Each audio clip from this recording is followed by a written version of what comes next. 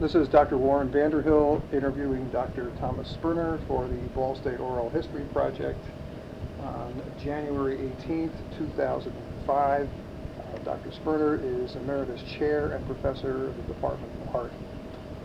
Tom, I want to begin by thanking you for your willingness to participate in my study. My first question is to ask if you would tell me a little bit about your educational background, where you're from, and sort of go through a little bit the path that got you from back there someplace, eventually to become part of the faculty of Ball State. Well, actually, I'm a Hoosier. All right, that's atypical.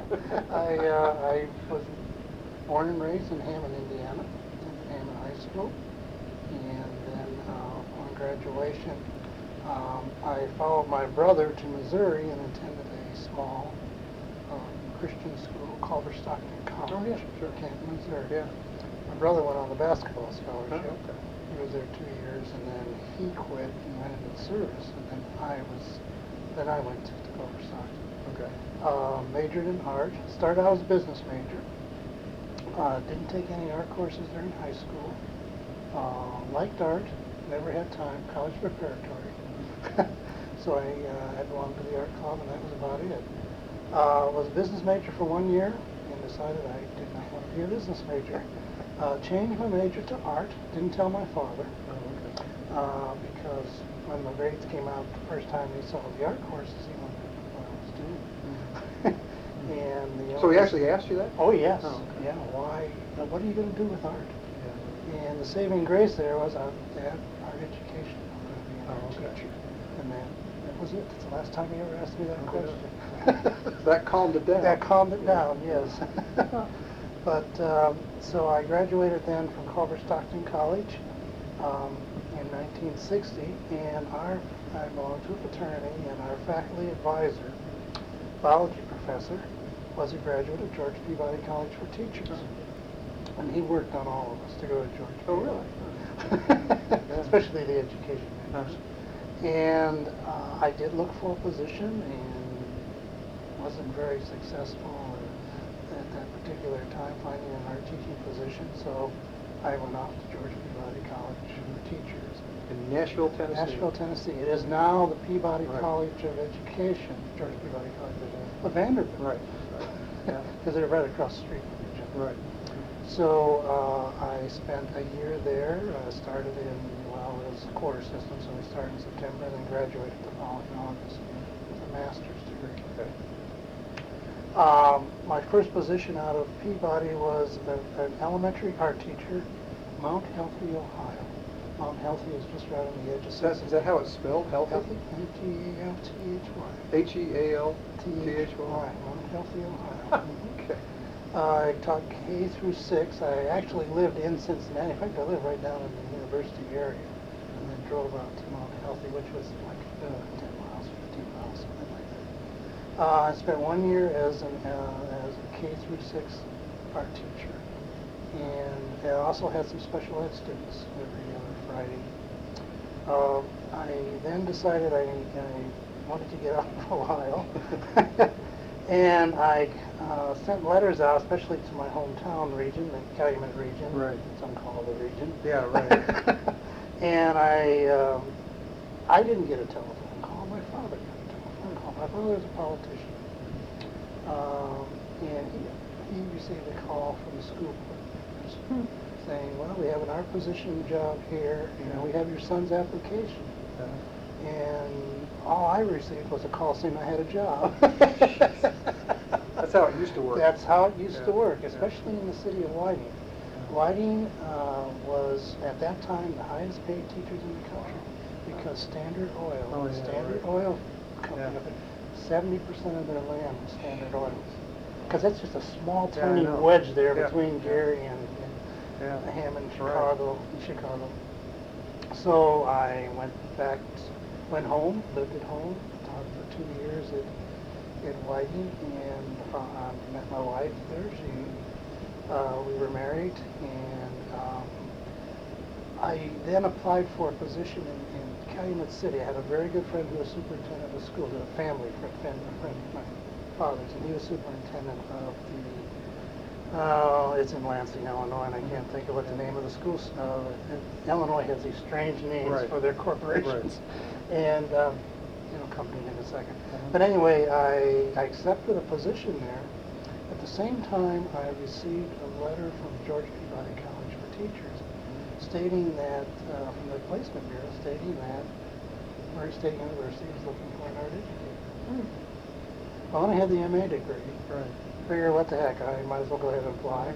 And because at that time there were not a lot of doctorates in art ed. They were looking for a doctor. Yeah. And they had been looking for 4 or 5 years. Mm-hmm. And they couldn't find one to go to Murray State University Right. in the western part of Kentucky. Yeah. So I received an interview. I was offered the position and I accepted it. So I had to go talk to my father's very good friend and Aiken Young and get out of the contract I had with his school system, and which he wasn't very happy because this was like in July. And so that's how I ended up at Murray State University. Okay. And I was at Murray State University for 11 years. Oh. Now, I only had the master's degree. Right. Things were getting pretty tough about degrees. Right. I had never been put up for tenure. 11 years I was there. I had been promoted from instructor to assistant professor, but there was a bunch of us that the tenure thing was really strange. And so I was put up for tenure in the 10th year, and I didn't get it. That's a long tenure track. God. Well, there was 40 of us, and about 15 of us were in this tenure. The others were not. And interesting enough, at that time, the president who came in 2 or 3 years before that came in to clean house. Oh, okay. The Dean Curris. Oh, yeah, I Dr. do know. Curris, Yeah, yes, sure. yeah. That's where he started out. Going on to a meteoric career. Yeah, he's a friend of John Worthing. I know it. Yeah.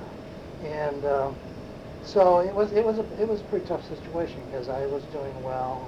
I found out that I passed the department committee. I passed the university committee.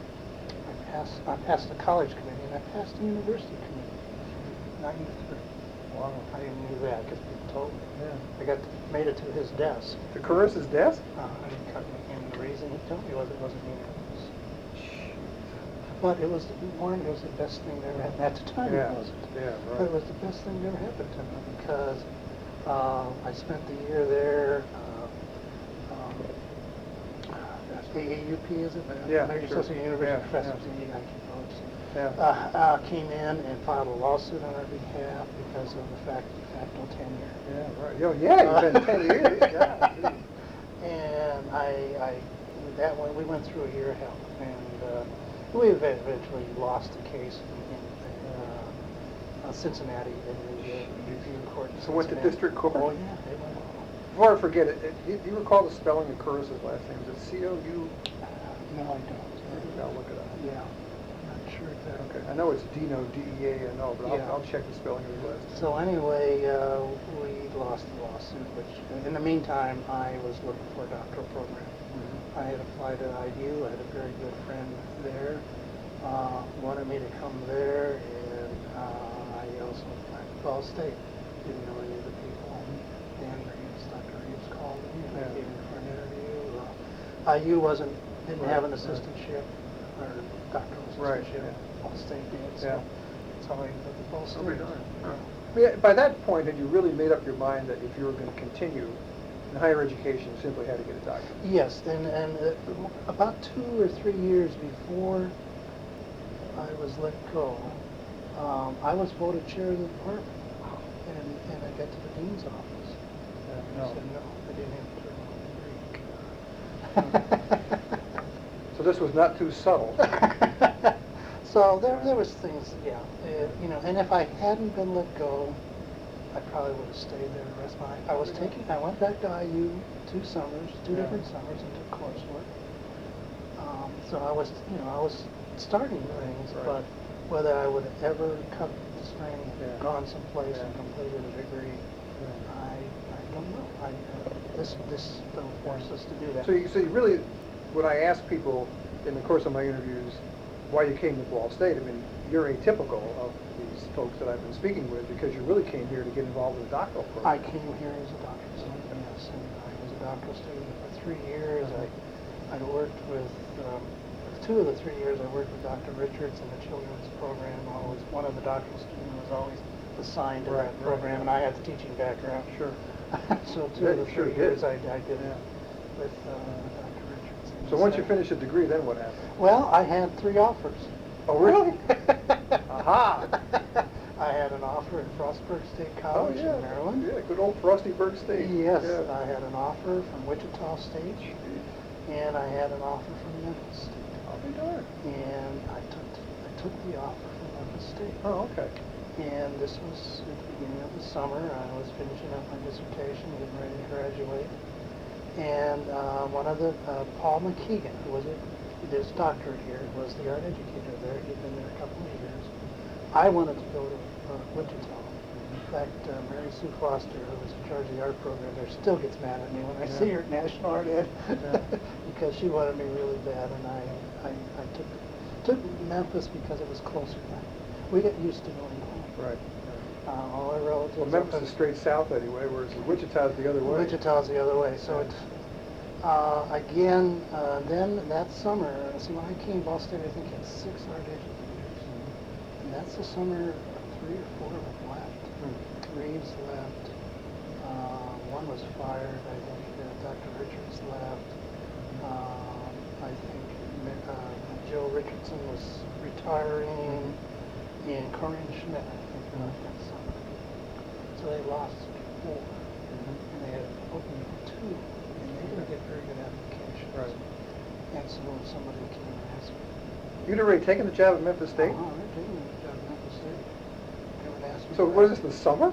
Summer, yeah. So who was the chair at that time? Griner. Oh, Griner was it. Griner was a chair. So Griner came to you and asked you? No, Oh, it was okay. one of the other, a couple of the other faculty members, and I said, well, you know, they were on the committee. Yeah. He just as good qualifications or better than these people. He had a ton of experience. Yeah, a ton of experience, but I was a graduate of Ball State. Yeah, that's true. And that time the art faculty wasn't too pleased about Well, that was kind of hiring their own. that was kind of a university thing. Yeah. So I applied, went through the interview, and I was told that and that time the faculty voted. Right. And I passed the faculty 8-7. Oh, God! That's a real vote of encouragement.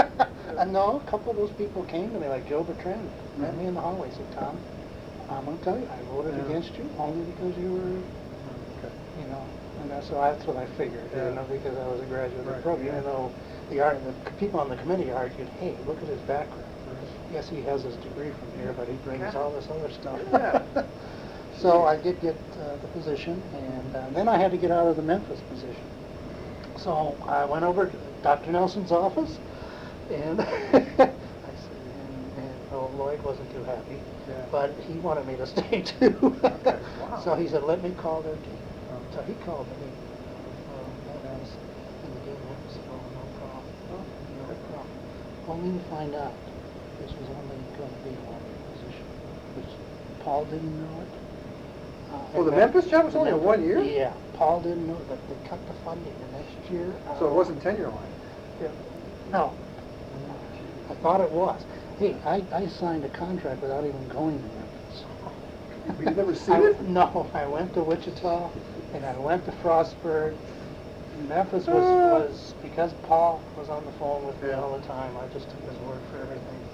Found out that the funding wasn't there the second year. It was only there for a year. But the job that you signed on for here was a tenure line job? Tenure line position, yes.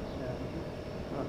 Well, that kind of begs my next question to some degree, because at this point I always ask people, well, did you have other options when you took the Ball State job? Well, let me twist that a little bit and ask you kind of a spin on that, which is a question I've used in many of these interviews.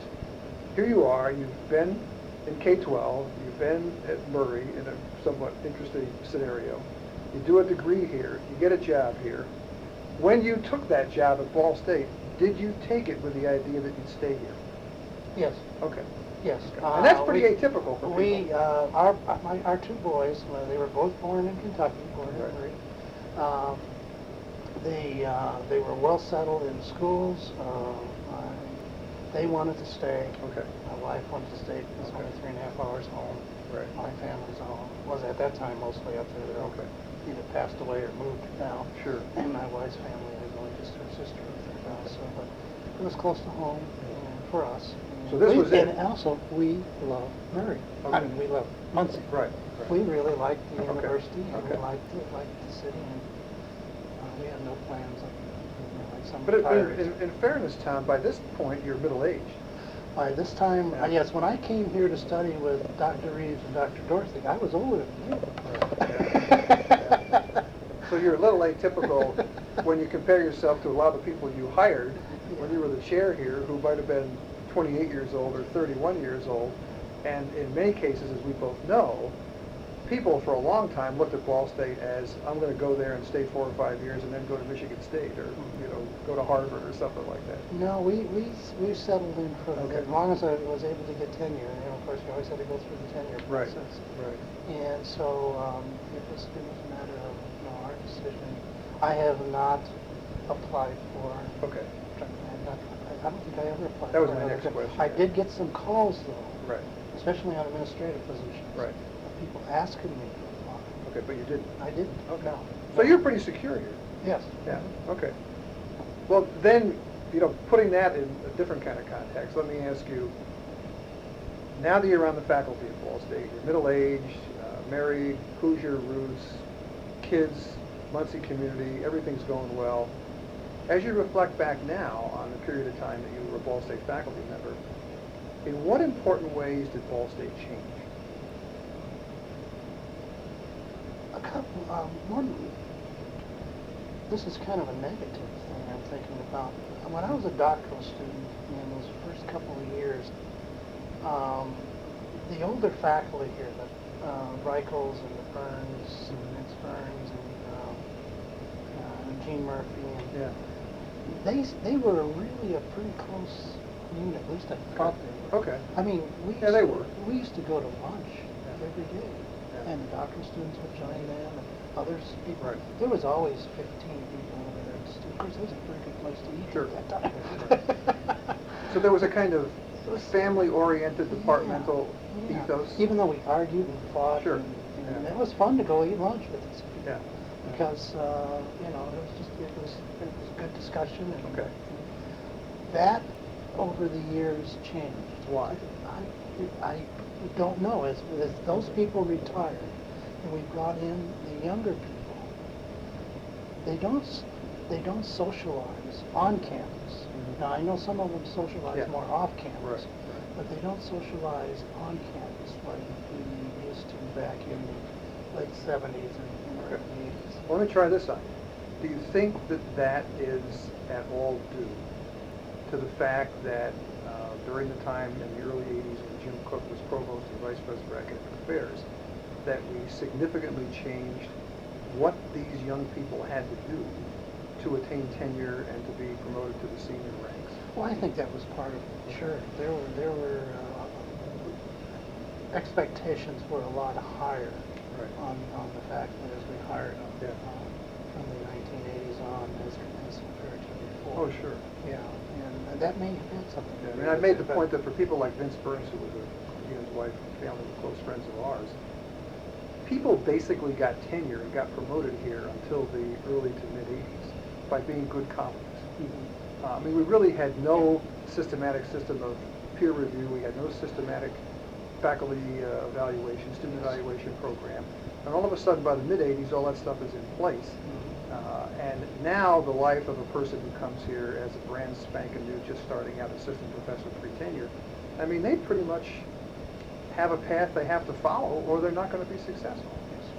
And also, as that group retired, and we started hiring the younger faculty member, therefore in the 1980s, there was a lot of turnover. Oh, yeah. Because the jobs were all over the place and people could move. Yeah. Then started really in the 90s where this group now Right. over there, Right. even though they don't, I don't think they socialize as much as we did Mhm. back then. There is an older group now, finally. Otherwise, it's a fairly young faculty, and always was a young faculty. Well, here's a kind of dopey question that you had a lot to do with. Do you think that your old crummy building had more to do with lending itself toward faculty socialization than this brand sparkling new palace, sparkling palace you got now? It may have. Yes, we are spread out all over, but even in the old building before we moved over here, most of these, a great number of these people that are over here today were also in that Right. older building, and, Yeah. and that they still, Okay. even though their offices were right across down there on the first floor, back Right, towards right, the right. sculpture area, Yeah. you know, there are 8 offices back there. I don't think Yeah. there was as much of the socialization during the Okay. day as there was before. Well, you know, you're like a lot of faculty I've interviewed who've said the same thing, and you see that as a real loss, don't you? Yeah, I enjoyed that. Well, I most people I enjoyed talk the to do. dialogue, and, Mhm. bantering of Mhm. ideas and things you agreed upon. It Yeah, was the a- luxury I had when I came here is that the history department, when I joined in the late 60s, happened to be housed in the art building. I'll call it the art building, the arts Yes. building. And so when you'd have coffee there during the day, as a young historian, I would not only see historians and philosophers and economists and political scientists, I'd see people in modern languages and art. Mhm. And so the people, that's how I met the Vince Burnses and the Joe Bertrands and people like that. So there was not just historians talking to historians, which is mostly the case now, or art faculty talking to art faculty if they do. It was this amazing cross-disciplinary conversation. I mean, a lot of it was kind of dopey, but a lot of it was also pretty interesting and pretty serious, and you got a lot of different academic perspectives that you don't get today. And also, as these new people came in, the unrest, there was, my first 5-10 years was a lot of real unrest in the department. Right, And yeah, it- that's and true. it dealt with who was chair at the Right, time, and right. it was not, Right. he was... He was not winning popularity He was not, contests. no, he wasn't very popular. In fact, you know, I think we used to, when I first started, we used to have a 5-year term, and we voted in a 3-year term, only because of him. Oh, really? Could you succeed yourself? Yes. Okay. Yeah. And, But it was a and 3-year, he was, 3-3, he was in his, he had 2 5-year terms, so he was chair for 10 years. Right. And it was my my last year as a doctoral student at Reeves and Dorothy and a few others really, what they call this white paper. Right. I still have a copy Yeah. in my file. Yeah, I remember They that. wrote all the things Yeah. they disagreed with and the way the departments be run. Of course, then Reeves left, and then was voted out. Who was the chair after Ned? Oh, yeah, Rex Dorothy. And he was chair for 3 years. And then? And then Tom Minkler. Oh, yeah, right. Minkler. And that, see now Rex, I didn't have any problems with Rex, but I was an art educator. And I didn't realize that Rex didn't get along with the women. Right, yeah. He just had problems Right, dealing yeah. with the women. Yeah. And so they went after him. Yeah. And then Minkler was put in, but Minkler wasn't the health. Right. And he stepped down after 2 years, Yeah. I believe. And Phil Ruff Right. then was 1 year down, and then Phil got elected to a 3-year term, and he stepped down because of that. Right. And that's when I took care of his acting chair, and for 2 years while we were doing the search. Kind of a long path. Yeah, so that was that unrest with the administration of Harvard, and it was pretty much the youngsters against, and because I know those first couple of years, Burns and Reichel were still in the late 70s when all this started. They were still on faculty. It was just a bad time Okay. as far as. Well, you mentioned the feeling of community, the feeling of family, that is something that is no longer there. Go back to my original question about changes, because during the time that you were a faculty member and department head, there were really significant changes at the university. Are there others that had some impact either on you individually or on your department? I was, as looking at as a chair for 12 years, I was blessed with a faculty that probably were not happy with some of the decisions that we made, but accepted it and Okay. just did their job. Okay. And bitched and moaned. Okay. But they weren't rebel rousers. Okay. And some of the things that were taking place not only within the college but within the university, they were not happy with. And in fact, when I was called to a meeting with Dean Marion and Bob Mantock, Yeah. and told that President Worthen wanted to build a building and he wanted the art department to be the primary department. And we sat and talked, and then I went back to the next next department meeting, and I said, you know, the university really wants to build this building. They laughed. They laughed. It was unbelievable. I mean, they didn't think the university was serious? They thought I was putting them on. No? Sure don't think that today. No, Yeah. no, and it was just unbelievable. I said, no, honest, I was called to this meeting. No, the university's never done this.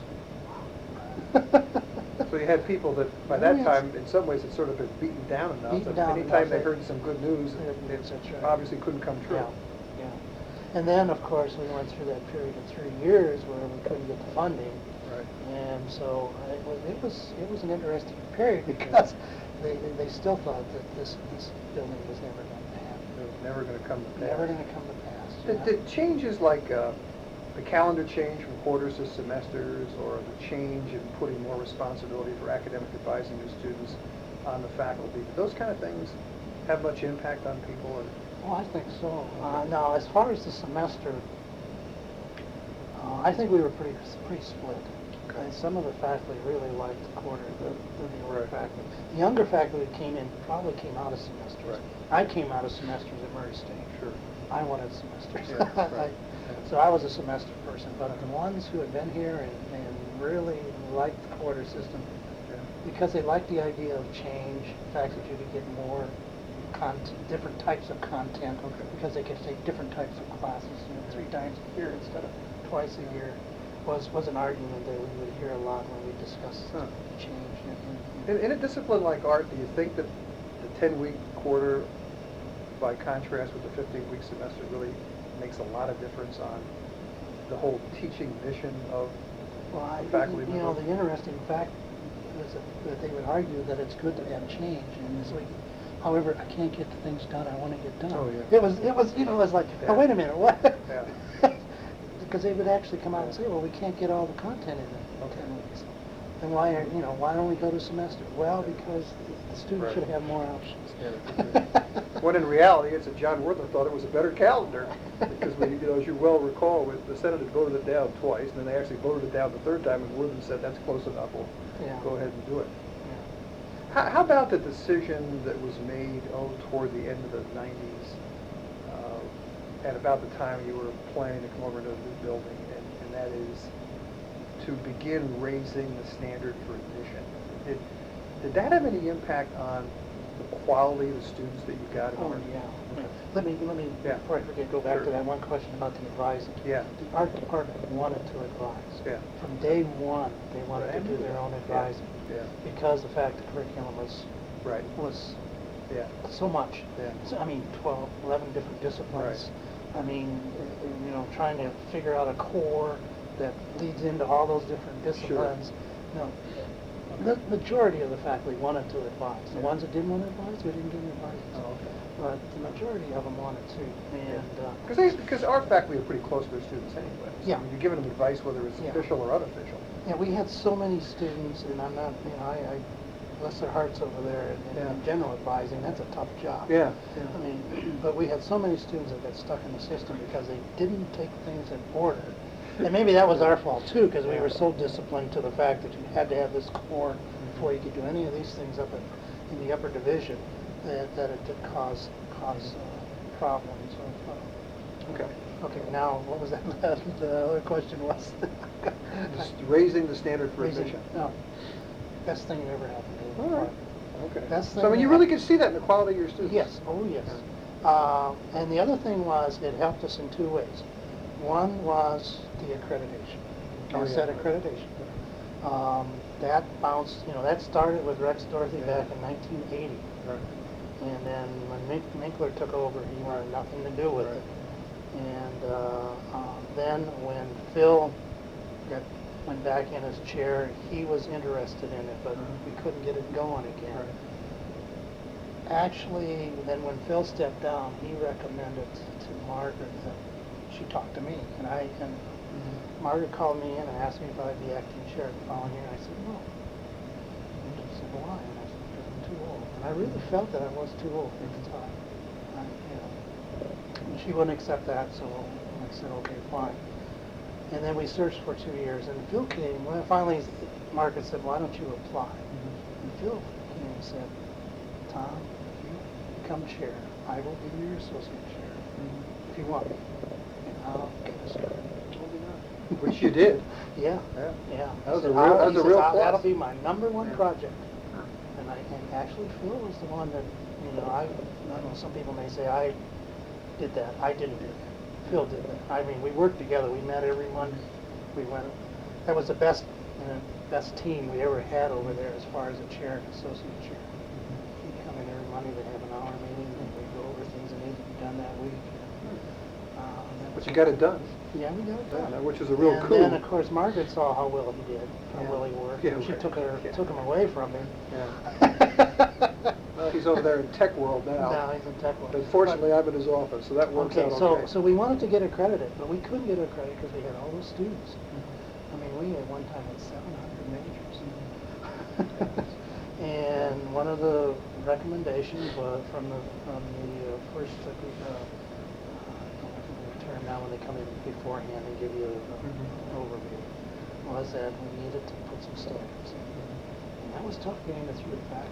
Right. So there was still a group over there that thought it was going to kill us. And but that was a smaller group that had done this, and we put that admissions policy in. We got the numbers down.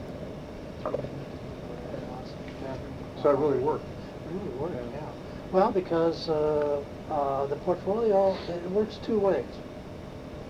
It not only helps you pick out the better students, but it also scares away the student who took an art course. It was easy. I'm going to go to art college and major in art. Oh, okay. Yeah, okay. Oh, wait a minute now. I have to put a body of work together. Right. I don't have a body of work. Right. And when, sometimes they would call and say, well, I really want to be an art major. I just don't have a good art program here. And we would say, well, come in as an art minor, take that core, We took a lot of students after the freshman year who developed their portfolios here. That's a good way to do it. Yeah. So, we ended up with 300 to 400 majors, but we also always had 300 to 400 minors. So we always still had that problem. But that quality thing, that was important. Oh, it was important. I mean, the senior show, student show, from the day that we started that, you could just see the final product. And each year, It really gets improved. better. Yeah, I think that's true. Yeah. Do you regard the new building as your crowning achievement as chair? I guess I do, but and then again, I just did it, and Give yourself no, credit. I give myself credit, but I don't. I don't know. I thought that was part of my position as chair to work. When Margaret decided 2 years before that you're not going to teach any more classes, you're just going to work on the building. That was the best thing that ever happened, because I wasn't doing my classwork very well, because I was always getting these telephone calls. And it's probably one of my. I know Culver Stockton, when I came last January, called me, and their alumni office called, and I wanted to do a story on the people who have graduated from the art department there, and they wanted to know if I would be part of it. Sure. And of course, one of the things I used in that story was the building of the building. Yeah. And I always use that in, Yeah. in the, whatever little bios I have. Yeah. But I also realized that I was an in-between person too. On this particular building, whether it was good or bad, faculty did participate. And some people would say it was great, and there are other people, because of some of the problems we had, will say it was the worst thing we ever did. But, you know, I think the faculty felt, except for one or two faculty members, I think the faculty felt they had some say. No, they didn't get everything they wanted. Yeah, but no one ever does. No one ever does. And when you look at the list of what they wanted, Yeah. I mean, you know, when we had that first meeting with, is it Bill Brown, the president of Ratio? Was it Bill or Brown? Yeah, I know what you mean. Yeah, he was the president. He came to that first meeting when they met with each faculty. Yeah. And, you know, after everybody presented types of things they wanted in space and all that. And there was one, you know, Ken Preston, that came in and he wanted 3 print rooms, each size of recital hall, each as big as recital hall. Yeah. The dimensions he, Yeah. and Bill Brown, it's Bill Yeah. Brown. Bill Brown looked at me and said, "What's wrong with you?" Yeah. I mean, he said it, I didn't. He said, I mean, he's the only one who came in and did not present a fair. Yeah, I was gonna say. Ken's always needed a bit of a reality check. Yeah, and for that reason, he's never said anything nice about the building, as far as I know. He criticizes racial. He doesn't talk to me. Yeah. He Nor thinks me I screwed up. much. When you look back on the building, now that you've had a chance to retire and step away from it, but you still have a lot of contact with colleagues here. I mean, do you really think, you know, in Tom Spoerner's heart, it's a good building? Oh, gosh, yes. Okay. I mean, I love it. Hey, I still pinch myself. Okay. Because, you know, they laughed, and for a while there, I thought, they're never doing this. Then, when I saw those first sets of plans that Ike Jones put together, and we had, what, 30,000 square feet over the other building, and that first set of plans that they sent off with the proposal to state had us at 37,000 or something like that. Right. I mean, we weren't getting Right. it. Yeah, you probably know, because Margaret may have talked to you. I went to Margaret there early in that whole process and said, let's pull out of this building. We're not getting anything. And that's when they took that other department out. Right. Because no, I still, as I walk around this building, say, my God, they did it.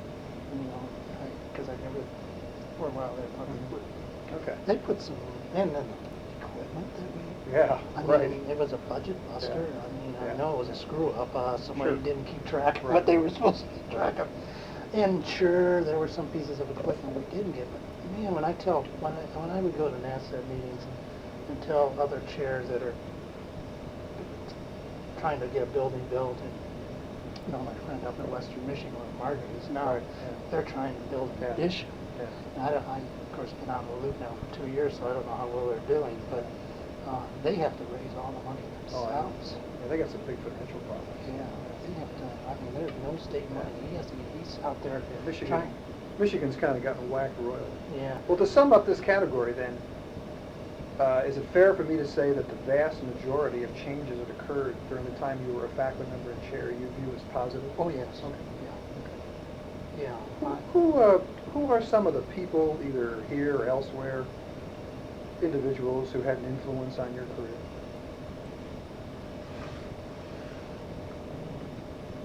They usually say for good or ill, but it ends up being, it ends up being mostly good. But.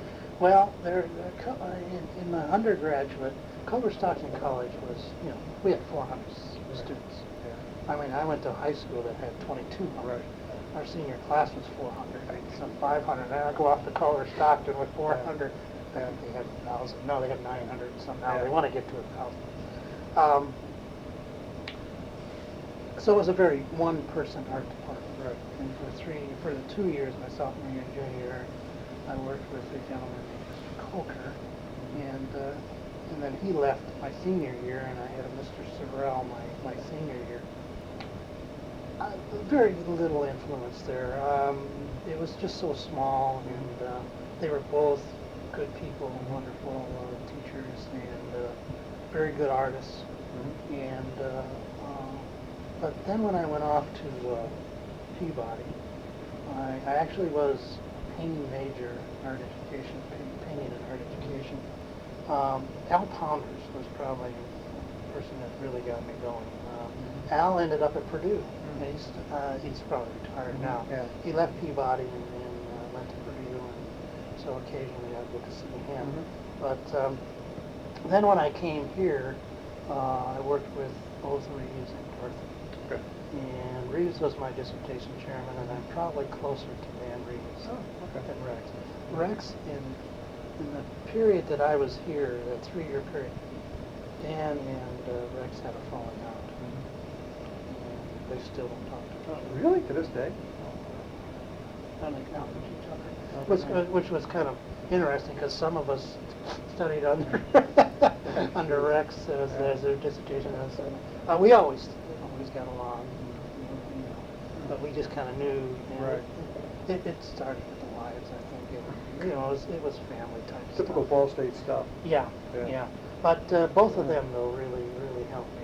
And, I still, Dan and I talk 2 or 3 times a year. He's now dean at Arkansas State. Yeah. Rex went to Whitewater. Yeah, right. His chair. He got axed his chair. Oh, did he? The women went after him. He had problems with the women. That's a there, nice too. little school, too. Yeah, he went in a pretty interesting situation, appointed by the dean, and had a good relationship with the dean. Yeah. He died. And then the women went after him. And then he stepped down to teach art education, only to find out that Wisconsin decided to only have programs at certain schools, and Whitewater lost their education component. So last I heard, he was teaching art appreciation. And whether he's still teaching or not, I haven't run into the chair there, because I don't live in Nassau anymore. The chair would always keep me informed of Nassau. Rex is doing. So in the last couple of years, I don't know what. Well, that's an interesting range of mentors. Yeah. But those are the ones that, as I said, I didn't do much in high school, even though we had a fantastic art teacher in high school. Olga? Can't think of her last name. We'll put down Olga S. Yeah. Well, Okay. a second. And she was known all over the country. Yeah. That's a pretty well-known high school. Yeah. Shuby is what we call her, but Shoemaker? I don't know. Tell me a little bit about any areas of special involvement you've had in the university. You know, there have been particular, obviously one is planning this building, but other areas that you might have been involved with over the time you were a faculty member or chair. Well, I was always active pushing student teachers. Good, right. In fact, my first couple of years on faculty, I supervised their teachers until that was pulled back into the. Right. Of course, art educators over there now would like to supervise student teachers, but we don't have enough. Yeah. Back when we had 6 art educators, the numbers were there that we could do it. But we went from 6 all the way down to 2 there for a while, and now they're back to 3. But there's just not enough. So student teaching, I was always at Don Jones. Yeah. Well, there's another one. There's another mentor. I love Don Jones. He was on my dissertation committee, and I took classes from him. And then afterwards, when I was involved with student teaching and things like that, I was on a number of committees that he asked me to be on, and things like that. So, but student teaching was an area that I was always very active in. What about in the Muncie community? Are there any areas of special involvement No, there? I haven't joined any of the groups or clubs. I always was very active in sports because of my 2 boys. So I coached every summer. Yeah. Well, that's something. We went year round. Because my youngest, my oldest played baseball and football. My youngest played baseball, football, and basketball. I didn't coach football or basketball, but I coached baseball every summer since my youngest since my oldest was 5 years old. A part of your life I didn't know, Thomas. Oh, yes. Let's see. And in fact, I don't know if you know John Robbins. Yeah, sure. He and I coached a couple summers together. Oh, And, yeah. yeah. So, because Jeff was the same. Jeff Oh, yeah, Robbins yeah, was the same age as my Oh, son yeah. William. They went through Mitchell together, and of course Jeff went to Southside. Yeah. William went to Northside. Yeah, I'll be darned. Yeah. So I was very active in Yeah. that. I was very active in that before we even came. Oh, okay. I started out in Little League in Muncie, in Murray. Murray, Yeah. Yeah. And Are you a big baseball fan? not so much. I don't like to watch it on TV. Oh, okay. I love to go to a game, but I don't like to watch it on TV. I'm probably more of a football fan Oh, okay. than I am baseball. Good time of the year for it. But now, but I had two sons that really like to participate. So, and my wife loves. Yeah. She loves baseball. She's a Cubs fan. True to where you're from. But and my youngest son was probably the better athlete of the two. He ended up being quarterback on Northside and was academic All-State. One day he came in, the telephone rang and he talked, and he came in and he said, "Oh, that was Coach Williams or something like that." And there was Coach Williams at Northside. And I said, "Why is Coach calling me? It's December." And he said, "No, he's the coach at Harvard. Yeah. Wants me to come for a visit." They had just released the academic All-State. Right. And I said, "Well, you're going to go?" And we had already talked. Right. He came to me one day and he said, "I don't want to play football after high school." Oh, okay. He said, "I'm going to be an actuary." That's my I know, destination. Okay, big switch. Okay. From your perspective as a faculty member and chair, do you think that during the years you were here, that the faculty had a proper voice, I would say, into administrative decision-making? Within the department or within? Well, it could be the department or the college. I mean, what I'm really after here, you can reflect while I meander around a bit, is that I'm trying to get at whether or not you feel it would have been better for Ball State to have had a faculty senate, by contrast with the university senate that they had for the years that both of us were here, with administrators in it and students in it. And so I'm really looking at, or trying to get some perspectives on whether Emeritus or Emeriti feel that it might have been a little bit better if the faculty had a chance to express their voice, which they're trying to do now, I might add, in a faculty senate, rather than faculty plus administrators plus students. I think if we polled the faculty members within the art department, they would say they didn't have a voice. Okay. But they didn't complain about it. Okay. They didn't raise hell about it. Right. They just kind of felt like, I'm going to do my job the best I can, and whatever happens university-wise is going to happen university-wise. Okay. We didn't get into a lot of heated discussions on some of these policies came across, where faculty. We didn't get into back in the 70s, man, when we were changing back then. I mean, it was nose to nose in the faculty meeting. Right. We never had any of those with some of the later decisions.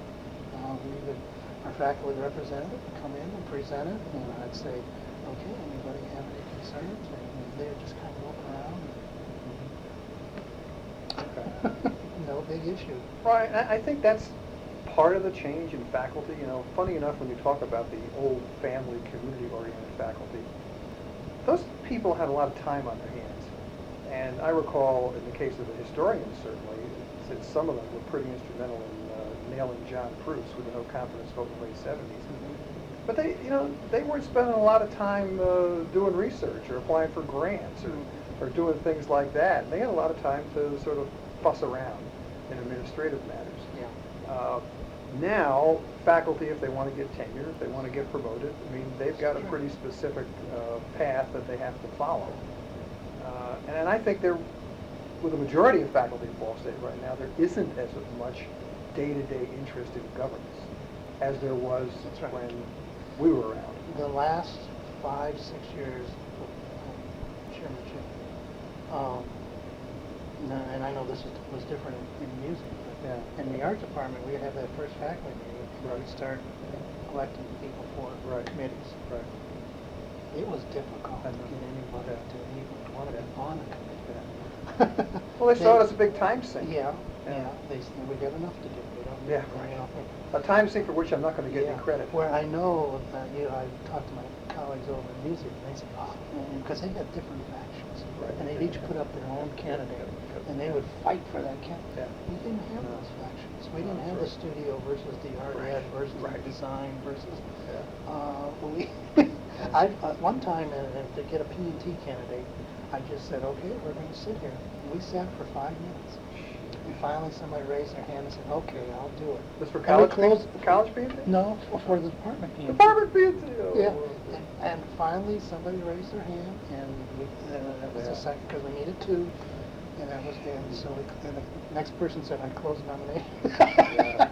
And we didn't, it got to be the point nobody wanted to sit on it. Now, that may have changed, I don't know, except they don't have a big turnover yet. They don't have that many young faculty members going through, so, but no, it got to the point, No one wanted to serve. nobody wanted to, and also to get them on the college. Of course, it wasn't so much, the art department, because we didn't have that many going forward. Yeah. Because pretty stable. Music, what did Peter tell me last year? 20-some people. Oh, yeah. 10-year process. Yeah. They got a whole raft of them. So, to sum up on this point, would you have been in favor of having a faculty senate rather than a university senate? I think I would. Okay. Yeah, I think I would rather have faculty. Yeah, I think it's about time for Ball State to give that a try. Yeah. I've expressed those views to the current president and the current provost, and I'm not sure they agree with me, but I think it's time to try something else. And then within a department, I'd like to think I ran an open department that people can come in and, even though there are some people that will say, no, I favor certain people. Right. You know who I favored? I favored the ones that came forward and volunteered to do something. Yeah, the worker bees. The worker bees, and I took care of the worker bees, Yeah. but Sure. they don't see it that way. They never do. Yeah. Last category. How do you see the relationship between what's called town and gown? Do you think it's better now, worse now? How do you view the relationship between the university and the community? Well, I think it's a little better now. At least I hope it is. Even though I'm guilty here, I didn't participate that much with town activities. Right. Except, Right, but, right. I felt it was important, and I tried to attend university events that involved university people and things like that. Okay. I hope it's better. I think it's very important. Yeah. I'm just not a joiner, though. Okay, no, I understand. And so I feel a little guilty about saying it should be better, but I didn't go out and do anything about it. How do you think this community in general views the university? I like to think they view it positively, but a lot of times I read things in the newspaper and I don't know how accurate that is. But they should view it positively because it brings in a lot of resources, and there's so much to do that, of course, they argue that it's very difficult to do things on campus because you can't get on campus. Yeah, true. I agree with that. No, when people ask me, are you going to move someplace, I say no. Okay. There's just so much. Muncie and Ball State that's here. We'll visit people and go places, but Muncie's our home. That's where we're going to stay. I agree with that. Because there's lots of things to do. Yeah. Yeah, this is taking you way back in your past, but since you've got a past that I could use as a point of contrast, I'll ask it. Do you think the town and gown relationship in Murray, Kentucky was different than it is in Muncie, Indiana? Or is that too far back? No, I don't think there was it's about the same, I think. Okay. I don't, of course, there wasn't a lot of activities. We didn't have an Emmons auditorium. Right, yeah. That could bring people on campus for big events. I know the faculty, we participated in a small town, 15,000 inhabitants. And the university at that time was 7,000, 8,000, so we're about half the size of the town. The university did a lot for the town. Well, it's a town that size, you have to. Yeah, no choice. So it was a different. Plus in that part of Kentucky too, I think. Yeah, the western part. Yeah. It was a fun place to be too. Yeah, I've been there. I With mean, the land between the lakes. Back in the days Barkley Lake, when I was doing Kennebec. color commentary with Brother Manny's on the Ball State basketball games, I made a winter trip, slip into the slide into Murray, Kentucky, and play against Ball State, play Murray State. And that was my one dead of winter trip to Murray, Kentucky. Yeah, that was a fun time. It was a dry community, very. Oh, I didn't know that. Oh yeah. Oh, every time they bring up the alcohol issue, they get the people there and the deathbed to vote against it. I think they voted 3 times while we were there in 11 years and voted it down. But see, the university had an interesting philosophy, you know, for a while, and then they eventually had to even stop that. Yeah. Instead of traveling up to Paducah, Kentucky, or down to Paris, Tennessee, they would prefer the kids stay on campus. So they would let the students have parties in the student center. Oh, okay. They'd open up the snack bar and they'd serve at the mixers, and you could bring your bottle. Oh, okay. And you can have mixed drinks in the student center. So they'd have your dances right there on the campus. Rather than driving around. Rather than saying, oh, we're going to take them, we're going to drive 40 miles. Rather than mass carnage on the highways. Yeah. Which kind of, my first year there, I was asked to chaperone a fraternity dance. Yeah, that's just kind of, chaperone a fraternity dance. And Jerry the Shepherd, who was a new art historian, and I, and our wives. So we're sitting there in a booth, and the president of the fraternity walks up and sets his bottle. One for Jerry and one for me. And I thought, there goes my job. I'm out of here. We're dead meat. And because I didn't know that. And this is early, we'd only been there a month.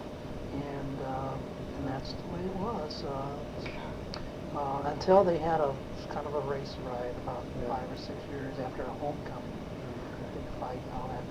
That changed it. They stopped doing it. Well, those are all the questions I have, but with all my interviewees, I give them a chance at the end of these to add any comments you might want to make about anything pertaining to the university or your for me, distinguished career here. For me, it was a very good career move. Okay. It was, when it all happened at the time, didn't know what was going to happen. Yeah. It was kind of a scary period there for a few years, but it's the best thing that ever happened to us to end up here and be able to stay on here. And probably one of the best things I did was become chair. Even though at the time I didn't think I wanted to do that, or I was young enough to do that, but it all worked out. I know Tom Minkler once, after Rex Dorothy was chair, and Tom became chair, and one day he told me, he said, never will an art educator be chair in this department. Really? Yeah. Wow. That sounds like Tom. Yeah. Who was a dear friend. Yeah. No, and but he was one of my major supporters. Yeah. But it was just a reaction to Rex. I can understand. Well, you've accomplished a great deal. I think one of the things I've found in my interviews is that you get a very different perspective from retired colleagues who have had the chance to be both faculty and chair. I mean, they see the university in very different ways than people who are just faculty. Yes. Yeah. I always would say at times, someday, if you really want to know what I went through to get this for you, I'm going to put it in a book and let you read it. Yeah, because they come in and they want, and they just don't know what you have to do. It's more like, you did that for me yesterday, you're doing this for me today, what are you going to do for me tomorrow? That's right. Yeah. Thank you very much for participating. Well, you're welcome. Appreciate it.